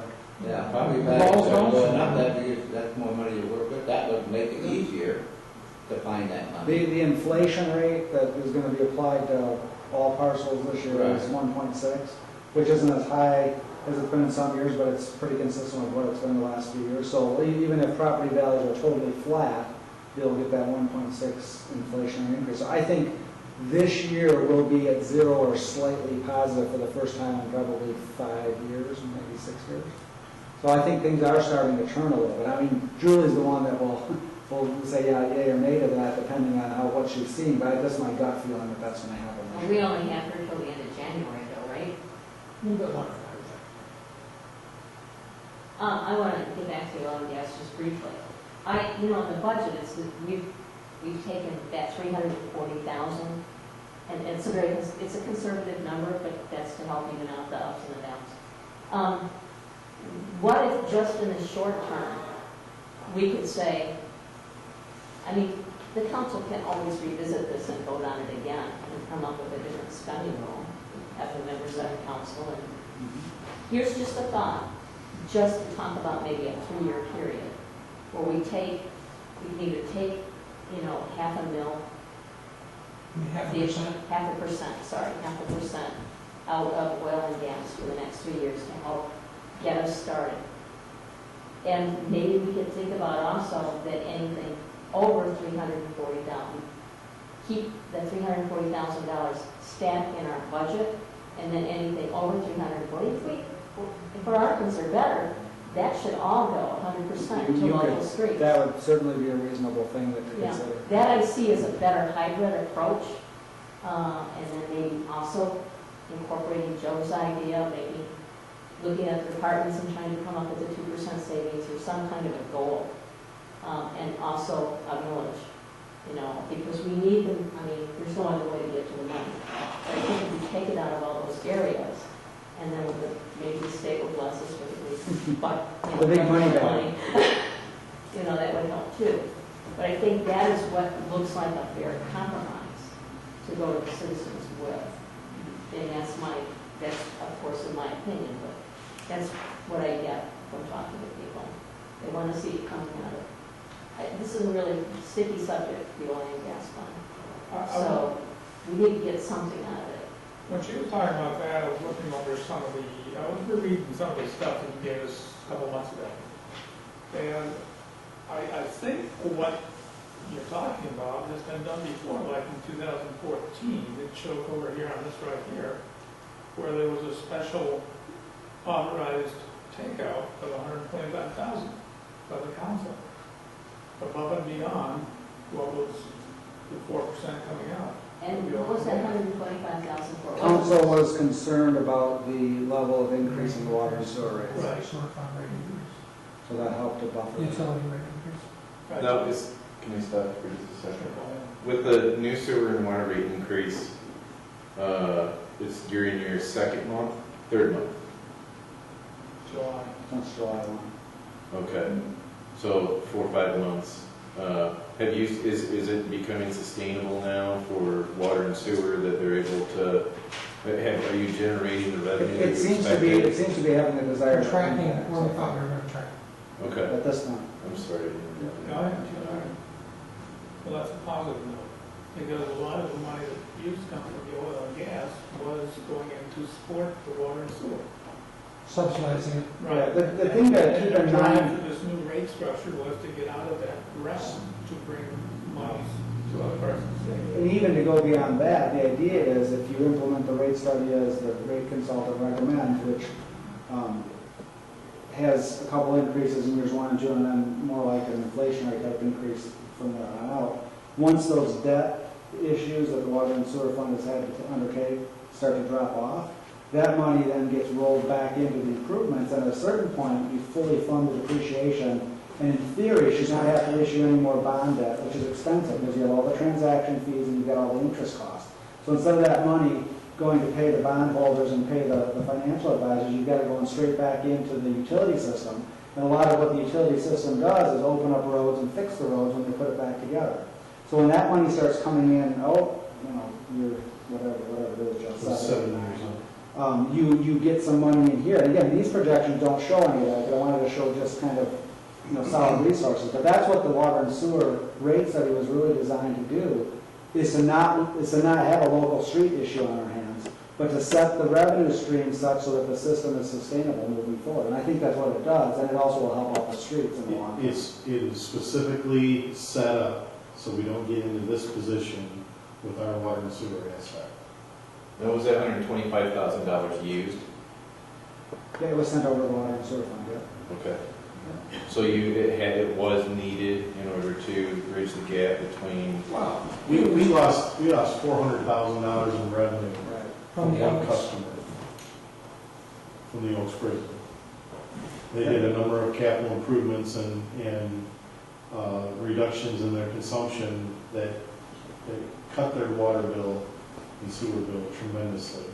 And so we had a serious revenue drop there. Keep in mind, when we instituted the rate lower than what the consultant recommended to help residents, and there's still a lot of feedback from residents, so there could be another potential cut in the rates, which is going to impact all that. Yes, I'm glad you brought that up, because that's exactly right. My water bill actually went down. I don't know how. This past month, No, since they implemented the change. mine went, no. You don't use as much water. How many water do you use? 6,000-7,000. He's average. If you're 6,000, you got 3 in your house? Yeah, So you're right where you should be. I went from an average of $84 a month down to 68. Did a 7 meter for your. Yeah, that's why this is. Because I don't use my irrigation. But still pay for it. I still have to pay for it. The point being that, the sewer is not where we would still like to see whether it's still doing, it's helping as far as funding what we needed to fund, but I think where Jerry was going with the whole thing is, you're able to take, you're willing to take money out for sewer and water to do your rate increases, but when it comes to the roads, it's like, But Yeah, keep so- in mind too, if we continue, the thought was a one-time to Right, try and help with this bid. I But understand. every time we keep doing it one time, then we might be hurting our potential. Bonds and so on, that Right. about, Well, that was the whole point of the letter, about Right. here's the reality. I mean, they could do that. They could take, lend a suggestion, and for the next 3 years, Right. remove 4.5 rather than 4, increase that, and that would, what do you say, 38, 40 grand?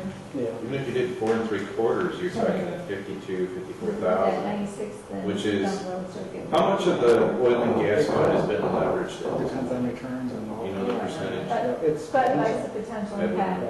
Well, a part of the $340,000 that comes out is, Leveraged money. part of it goes to. All the forty. Right. Yeah. But whatever we do now, if we do take money out, whatever we do now in future years, it's going to start Right, impacting you know, it'll that impact 96 that. and Which is what some of those It's memos just like that we got in the everybody past. personally that has a retirement fund, when things crashed around 2008, where you're peeling off 5%, now you're peeling off 3%, just to maintain your principal. I think it would be extraordinarily difficult, if not impossible, to get to, and I'm not picking on you, but to say 2%. I just don't see that. Why would you do that? I don't know, just let me just, I understand, you threw it out there. From my perspective, I think that would be really hard to get to. I do, however, think that if it's important for the committee to see general fund line item contributions, to asphalt, not to just guys, because it's already doing that. That we could come up with some number and put it in there and probably grow that over time as the property values start to pick back up. But I don't see how you get to 2%. I think even getting to 1%, you might get 30,000, you might only get 30,000 or 40,000, which is better than nothing. That puts a lot of That's squares the in. point I'm making, when you look at the budget now, there's nothing. And That zero is big, is what your point. Huh? That zero looks big. It does. And then from here You know, on when out. you look at the money, there's nothing, there's nothing, I mean, maybe there's nothing to budget there, but that's what people look at. There's nothing to be in budget. There hasn't been for several years, even though there's a lot of work's been done out of using other fund. But now that's sort of gone by the wayside for a while anyhow. And I get a little bit sensitive to that.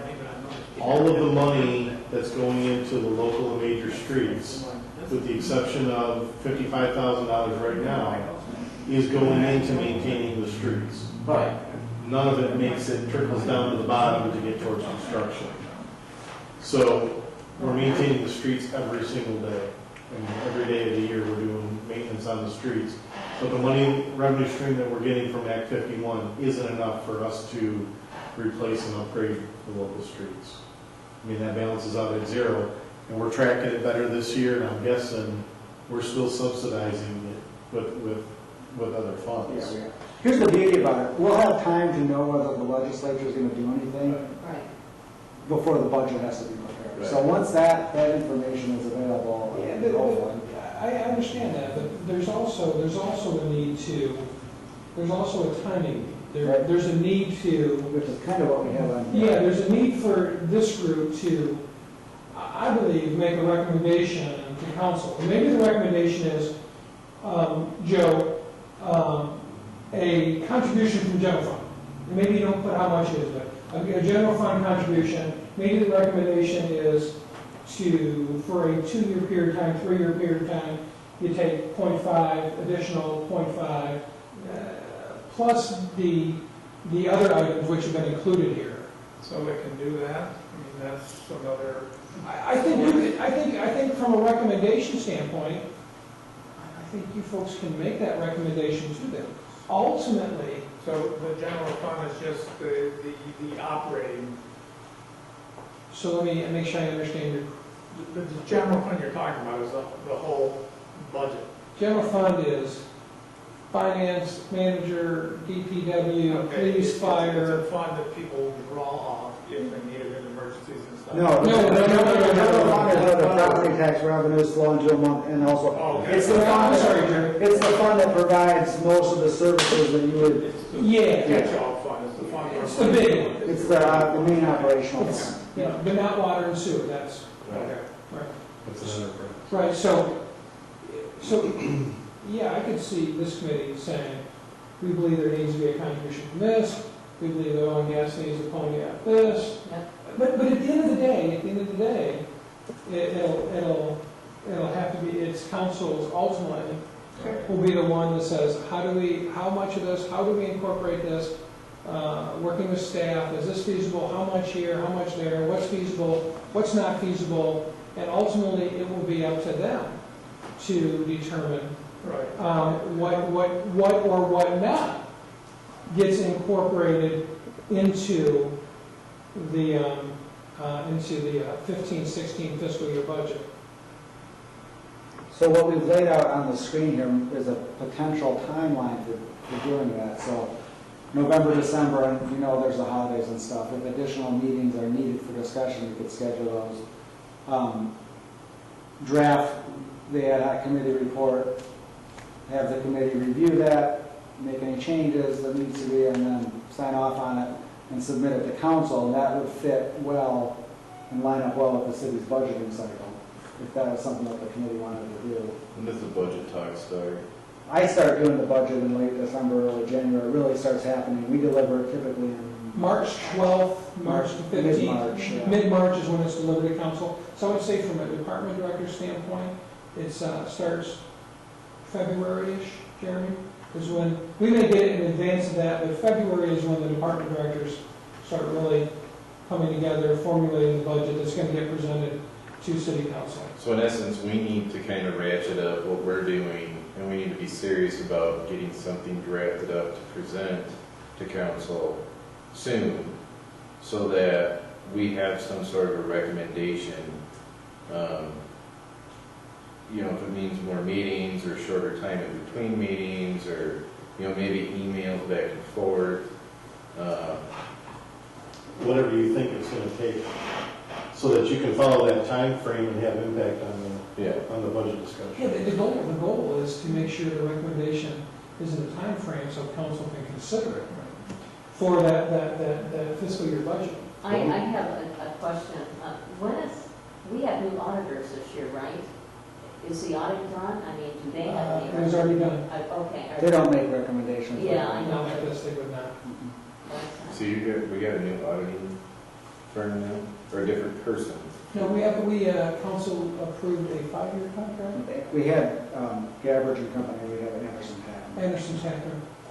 They presented the audit 2 weeks ago, 3 weeks ago. Second meeting in October, third meeting. Second Somebody meeting. got hauled up in cuffs? Nothing more, right? That's good. Clean I up. was happy not to have seen handcuffs. I have a quick question, playing devil's advocate on the whole thing. I hate to do this, I always do it. But what is our current tax rate in the city of Manistee? 18 point what? Like 375 or? It's 18.4, Yeah. something of that. Just nature. say 18 and a half, just to I be think average honest. Yeah. All right, so where are we at in comparison to other communities our size in Michigan? I know the first meeting we went to, you had a really fancy spreadsheet that showed us different millage rates for Petoskey, Charlevoix, Traverse City, I think Grand Haven was on there maybe. Ludington. Ludington. I'm talking Whitehall. That was on there, I believe. Was it? I believe so. Because most of those, does anybody have that? Does I anybody was bringing have that that? in like that. If I remember right, most of those communities were in the 12s to the 14s. Okay, so we've had this conversation a lot. I'll just bring it up for discussion one more time, because the citizenry focuses like a laser on the millage rates. They totally ignore what services are being provided and what the average value of the homes are in the community. That's the key. And so that millage rate, although it's an important piece of data, is far from telling the whole story. And I think it's really a dangerous thing to think about what that is. Because without having those other pieces of it, it's just totally misleading. That's what people are going to continue to focus on. Well, then That's we need to why I'm educate, saying- this committee needs to educate the people on that. I understand, however, you know, going back to the last meeting, it's awesome Jeff's guys do it. In fact, they cleaned up the leaves on my street this morning, and that's great that we offer that service. However, I think that if we were going to propose some sort of, you have some sort of recommendation to the city council, I agree it should be a 3-part process, but I still have a hard time believing that you're going to get a millage passed, in my personal opinion. But I think that you should give the taxpayers a choice. Maybe the council, this isn't something that is probably our responsibility, but maybe council looks at, hey, what are some services that you can do without if you'd like to have your road repaved? Simple as that. Do you need cardboard dumpsters at City Garage, which Jeff hates? But you gotta be careful. I understand that, But but let's say you talk about the leaves. If you don't, you say we're not gonna pick up the leaves, where's the leaves gonna end up anyhow? They're gonna end up in the street. People have no other way to dispose of them. So What do other you have to towns deal do with with the it. What are you leaves? gonna do, fine them? There's a Put lot leaves of in the towns street? that do pickups and They things pick like 'em that, up. and they do charges I also. know. In fact, I saw an article a couple of years ago where there was a city of Minnesota that actually had some guy out there contractor, and he had a machine that could actually go up and down the road, and it's back on the he bailed them, I'm sure. He bailed them with the landfill for compost. And that's just an example. That's a quick, because the guys are picking leaves up today. Quick example. You know, another example. Do they want a new Fifth Avenue Beach Park improvement project, or do you want a street? That's too bad, that's not here. You know what I mean? That's $25,000. It's too bad that's not here, because You would have jumped on that. yeah, so, your point's taken. Maybe council could say, hey, we're gonna reduce the number of parks in half. Right. We're gonna have to do, I think that's what, if you're looking at this, it may be saying we're only gonna maintain one public beach. And I'm Those saying in actually, your budget. But really, that's, you know, as we said, That's that's something the like council has to the decide. budget. Right. That's We wholly recommend citizenry. that you Hospitals, try like to the find school some system. money in the budget. Nothing Council will decide how they want to do that. Why, I don't think we if should you really have want to citizens compare us to hospitals. other communities, what are major services that are different? And it's a full-time fire department, it's a police force, it's a DDA, it's those type of services that's gonna get you the money you need to do the roads. Otherwise, you're cutting services, as you said, cutting out major beach, cutting out your beaches, not maintaining your beaches, not maintaining your parks. And really, you still wanna be a community of choice where people want to come live, and they like the area, you know, they like the beaches, they like the parks. That provides a quality of life. So you always are trying to balance the quality of life with what your essential services are. And I understand that, but and it's not me, I'm devil's advocate again.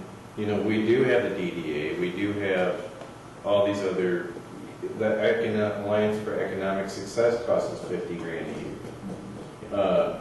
You know, PEG costs $25,000 a year. MRA. The MRA, 28,000 a year. 28,000. 28,000 So, for the MRA. there's a lot of different areas that could be looked at, and I'm not saying that I want to cut, again, I'll look right at the camera, I'm not talking about cutting the fire department. There has to be areas where we can save money on other things. If you go to the taxpayers, like he's saying, if you go, we want a 2% millage rate increase, we're not touching oil and gas, and we're not going to cut anything out of the budget because we like it the way it is. You're going to get, you might as well not even spend the money on writing up the bill, because it's not going to pass. Yeah, and If you then go the to trouble them- is, you got some people, don't touch my parks, you got some people, don't touch this, you got some Absolutely. people saying, don't touch that. I understand, but there's going to have to be some. You got me saying I want $1 million effort. for my streets. Yeah. So maybe part of the I'd love to have you have $1 recommendation, million. That's what I need. Still like, But maybe the recommendation is, You're never gonna- council, you need to come up with some general fund cash. get it. You figure it out. That's your job. You figure it out. Our job. And you need to look at, you need to go back and we believe we're going to go back and look at service levels. One thing when we're talking about all these budgets and everything else, you know, I've been looking at the budget and so on, and not to pick on Jen's budget and so on. But we've got a lot of needed capital projects in there, and my thought was, how many of those are actually going to get done, and how much money is going to be left over that's budgeted to those? Because we're already like 4 months into this budget frame. Yeah, we're on 5, yeah. And, you know, you've got like an equalization basin. Have you done engineering on that yet? That's not in this year's budget. I thought that was 2014, 15. No, it's- Most of the projects that are in Jeff's Oh, they're on. Our water. Yeah, I'm sorry. are water and sewer related, Right. which doesn't, it's kind of like two pots of money. You don't, unless you're doing a street, unless you're doing replacing water mains and sewer mains where you're tearing up the Yeah, I streets. know, but can't you pull some of that money back? Nope. You can, okay. Nope.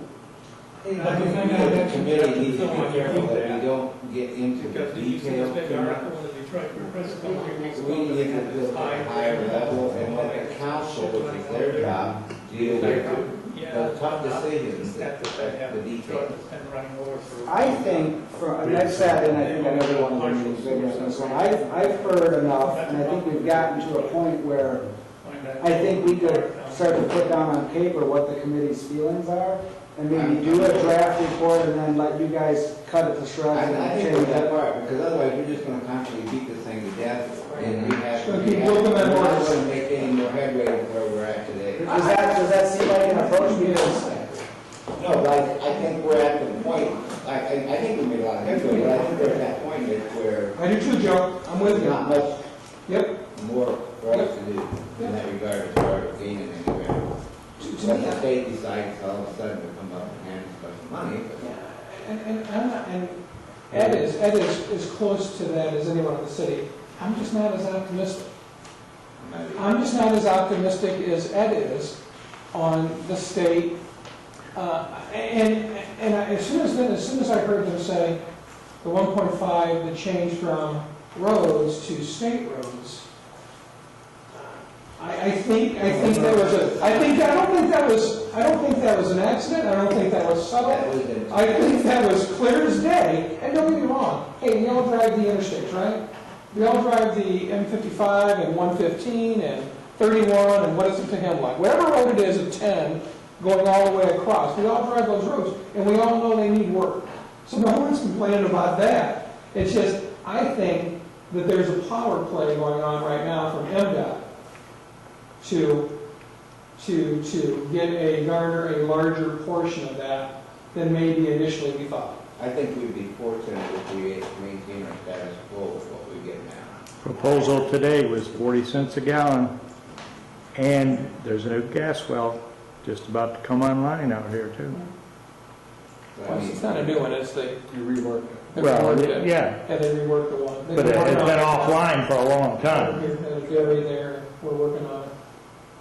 The bottom line is though, yeah, it doesn't matter how much the state raises gas taxes, there's not gonna be enough money. So we still have to find the money to do what we need to do. Anyway.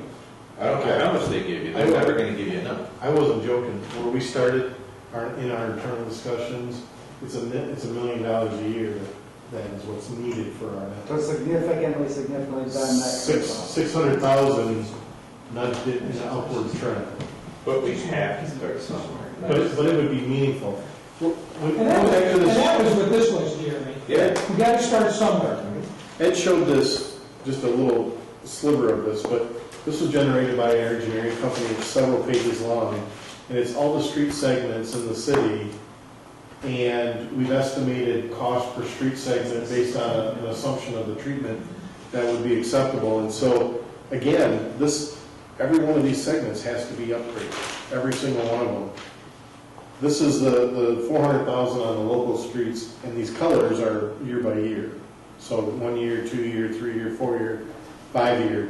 You shorten that up from the 400,000 to the 50,000. It goes from here, and it shrinks it up substantially. So now the other side of this data is probably only good for another month or two. And then it changes.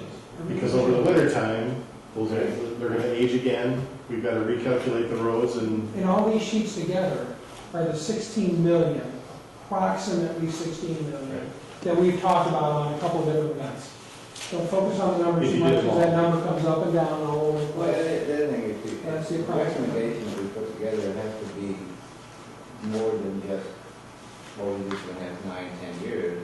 I mean, It's gotta be a caught in this again, it needs to be something sustainable for the long term. Because otherwise, That appears to we'll be be, back down this same road again. that's the biggest point right there, I think. Yeah. I think that's the Yeah. takeaway. And the hard part, the nice thing about the water and sewer, It has to be, That's the it's gotta be something that's sustainable, because you're not gonna solve all the road problems with what, we can't come up with enough money to solve the road problems today. And it's gonna take time.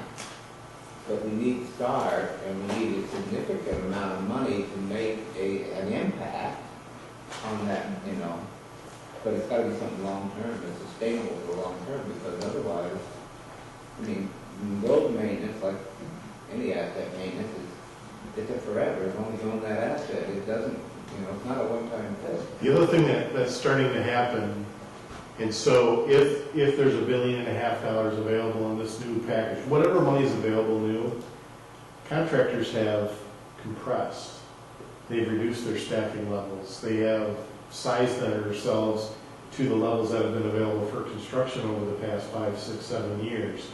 This year, we're starting to see that all the contractors are busy. They're not bidding on our projects. We actually had a project we couldn't get bids on. On the sidewalk, they couldn't get bids on the sidewalk, John. And yesterday I had 7 areas of road where buses and garbage trucks had just shoved the pavement up, and there was no way we were going to be able to plow those, and I had to redo those patches. Paid twice this year than what we did last year on a per ton basis. Contractors are busy, The next low bidder was 3 times as much. It's when the work is slow, that's when they start making. So, but it's going to take time for the construction industry to catch back up, and until it does, it's going to make some money on it. So I agree with Joe. I think you've helped provide a lot of data today, and to the point where if you're comfortable with staff starting to draft a report, clearly in a draft format, clearly up to you and this committee, including Ed and Bob Corporal, to review that, to revise it as you believe, as a group, as a collective. The goal would be for ultimately the collective to be comfortable with that document, to forward it on to council. Does everybody hear email? Does everybody hear email? Half-assed. What about if... You do fine as long as we call you first, Jerry. There are 3 suggestions. I go around there every 5 minutes. And what to look should at be- the artifact. Just, Bless you for being the way you are. Here's the update that just came from MLive.com. Michigan Senate okays $1 billion fuel tax increase for road fund to Tom head south. So things are moving already. That's good. But, Mitch, what if you have your fine assistant send us all an email saying, you know, what 3 things would you like to have in the first draft? Rather than keeping coming back here, and everybody, and then we could kind of combine, you know, maybe she has the same 2 that I have, but not the 3rd, but has the same one that, you know what I mean? That seems cumbersome to me. I think. That seems cumbersome to me. What I suggest is have Mitch or his staff put together a draft based on what he's heard us talk about, and then we can Think through it, edit yeah. that. And absolutely have the ability to add and delete, absolutely. Because at the end of the day, it's not staff's Right. report. We're here to staff to you. That's how I see our role. We're here, and our function today is staff to the ad hoc committee. Because if we don't have a document to start with, we're gonna be playing email tag and, you know, you need to have a document to start Always with. wait. I mean, let me ask Jeremy's question a different way. Is there anything that we haven't talked about in this setting that some of the members would like to see in the report? That's a good question. Because if there is, then bring them up now and we'll make sure we get them in there. I think we've covered a lot of ground and we've talked about the issues, but are there, I mean, what you're suggesting is maybe there's things that you haven't brought up that you'd like to see in the report. Let's talk about them as a group so we can get them in there in the draft, if that's the case. Is there anything that we haven't talked about besides, I mean, I think we've got the big themes and we've got enough information to put together, I think, a pretty nice report, not overly long because people won't read it, but that captures the essence of what we've been talking about. I think everyone is Well, I guess from what Jeremy is talking about, that if you think of something later on tonight or next week. Email. Email. Yeah, absolutely. And I guess any of us can do that. And then what I would do is to make sure, what I find is helpful is, It might be- I would make sure that it gets emailed to everyone. So everyone has all the same information. So if Jeremy says, hey, thought about X, I would make sure all of you have that same email, so you know, oh, Jeremy thought of X, or Jerry, or Roger, or Joe, or whatever, or Kenny, or anyone else. So I make sure you all have the same information. So you're all getting all the information, and it's not 1 or 2 emails floating back between internal individuals. I think that's really important. We that have you all a see. document to start with. I mean, All right. and then you can edit that. Right. But otherwise, we'll never have anything ready. I would think, About it. well, I would think realistically that, let's see, is the 13th, 14th. Deer season is Saturday. how does that impact mine? Thank you, how does it impact my either? Except I like to go fly fishing because they're not flying, they're not on the river, they're shooting at me while they're on the river. So we got 2 deer hunters, probably more deer hunters sitting over here. No deer hunters. So 2 deer hunters. So I'm thinking Just in the city. realistically, then we got Thanksgiving, the week after that. I think we can have a draft back by mid-December, I was thinking of early December, but, by the 10th. you know. By the 10th, did you say? Well, I don't know what day, that Friday of that second week, whatever that is. That would be, I think that's the 11th, hold on, Linda. That would be the 12th. So like there's Missed it by 2. January, February, about 2.5 months to try and figure something out before it would have to go. I mean, if we get it done on the 5th, great. Yeah. You know, we get it to you as quickly as possible. But shoot for the 12th. So that's a month, really. Are we shooting for the 12th as a date to meet again, or just to see the grant? I would say see the draft. I would say see the draft. And what I'd love for you to do is, a document like that, you're going to, I personally think you need to get it. You need to get it in your hands in advance of any meeting. Give you an opportunity to read the document. If there are questions of clarification, give you an opportunity to call and to get some clarifications or questions answered, and then sit down and sit down and go over and see where we're at. But I want to give you enough time that you have some time to review it, reflect upon it, maybe read it again, answer your questions, and Yeah, and even if, look at it that way. even if the committee doesn't meet until the first week of January, sometime right after the new year, that gives plenty of time for everybody to digest it. And I think the process of editing the document. The problem I have with that is that I'm really getting, because I believe it needs to be presented to council in a work session. You're really eating into, Well, okay, I mean, if you're really push eating that into back time to do all those things.